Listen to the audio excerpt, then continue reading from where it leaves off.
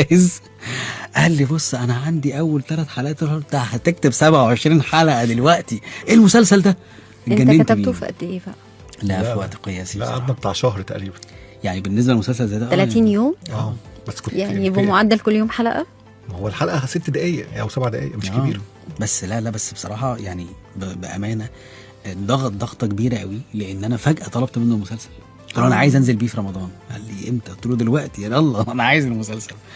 فلا بصراحه يعني مش اخر تعاون ما بيننا، بالعكس احنا داخلين على حاجات كتير وخطط ومشاريع، لانه فعلا مجتهد فعلا. يعني ولكل مجتهد النصيب. عشان اي حد فعلا، لا والله بجد، يعني انت استاذ في منطقتك، واي حد بيبقى بيقول لي انا اسعى ازاي اعمل، انت بتسعى بكل شيء، بكل الطرق. سكتشات، مسلسلات اذاعيه، مسرح. انا ما بطلبش منه حاجه غير دايما لما نقعد نفكر يقول لي طب ما نعمل كذا، طب ايه رايك، طب انا عندي حاجه قديمه، طب انا ممكن اطورها معاك.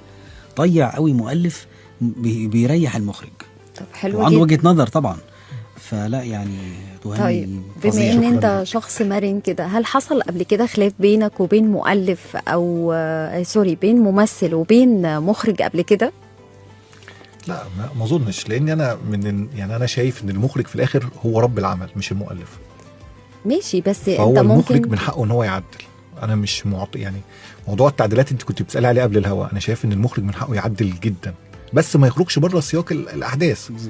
بس مثلا كلمه، مثلا موقف، لا يعني كان او ممثل، لا ما هو ممثل يرجع للمخرج. هيبقى برضه تحت مظله المخرج. اوكي ماشي. طالما انا اقتنعت بالمخرج دوت وانا اديته العمل وانا خلاص شايفه ان هو المخرج ده يستحق الموضوع، فحضرتك